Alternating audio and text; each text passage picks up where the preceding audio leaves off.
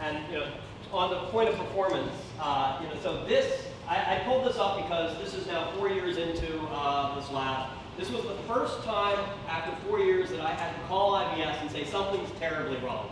And the answer to that is, you look at this green line, we're up to 0.19 degrees of standard deviation in one of my 2 labs. And it's because a neighboring lab went in down the hall and it affected our building-wide chilled water system, but we needed to retune. Now the other lab, that was a little closer to it, didn't get affected much. That one's still running at about 0.09. Why don't you describe what the key is? Yeah, so sorry. The y-axis here is temperature. So I go from 70.4 to 72.6 on the top. This is going from Christmas Day to January 29th, so it's a little over a month.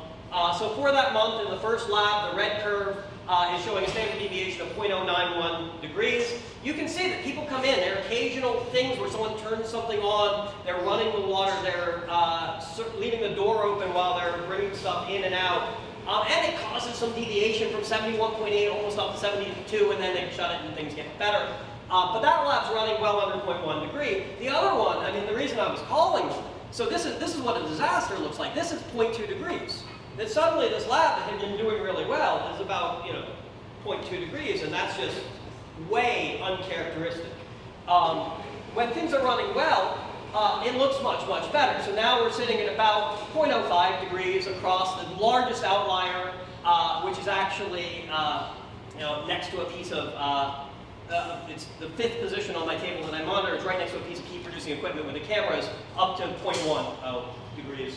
And this curve goes for about a day and a half. So this is the length of a typical experiment. So over the course of an experiment, we hold about a 20th of a degree. I monitor at 16 points around the room every 30 seconds all the time. So when something starts to get really out of whack, we can always pull it up. For about 9 years, I had that live on my website. Anytime anyone in the country wanted to click on it and just see what's happening in the lab today, you could do that. Recently, Perl updated my SQL engine, so I have to recode. So for the last year or two, I haven't gotten to it because I've been doing other things. But this thing just sits there. It's rock solid. We also have other building monitoring through the actual building automation services in Chicago. These are just my private monitors. So they run 83 points of control over the course of the air handler. Those are all logged for about a month at a time through our building automation. So we can always look at the past month and see what's going on. I store all the data from 16 points around the lab just to make sure that I can watch it every 30 seconds and diagnose. And then sometimes what my students will do is they'll take one of these probes and move it onto something and see if they see a fluctuation that's correlated. Can they figure out what's driving it? Can they put it on the chiller? Can they put it on the camera? They can put it on the laser. See what's actually producing the curve that's causing the room to move around a little bit. So they play with them sometimes. So if you watch the website, you see something go wildly wrong on one of the probes, you can pretty much bet the student had it in their hand for a few seconds and then put it down on a chiller and you watch it go from like 70 to 95 down to 40 or something. It's not the room. You're measuring the body temperature of my student before they stick it on my chiller. But they use these as tools. They use these as diagnostics. It's that important to our experiment.